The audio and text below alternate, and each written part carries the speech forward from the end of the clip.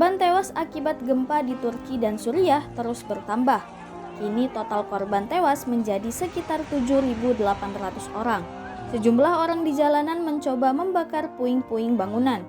Puing-puing yang terbakar digunakan untuk menghangatkan badan di tengah cuaca dingin.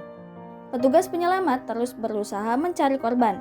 Jumlah korban tewas diprediksi terus meningkat secara signifikan seiring proses evakuasi yang terus dilakukan.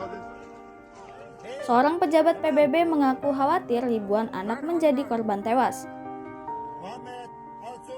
Ribuan bangunan roboh, rumah sakit dan sekolah hancur, dan puluhan ribu orang terluka atau kehilangan tempat tinggal di beberapa kota Turki dan Suriah akibat gempa berkekuatan 7,8 magnitudo.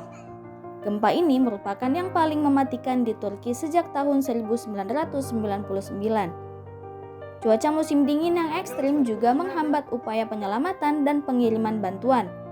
Kondisi ini membuat keadaan korban gempa semakin menyedihkan. Beberapa daerah bahkan sudah kehabisan bahan bakar dan warganya hidup tanpa aliran listrik. Menurut data, sebanyak 10 provinsi di Turki yang terkena dampak sebagai zona bencana dan memberlakukan keadaan darurat di wilayah tersebut selama 3 bulan.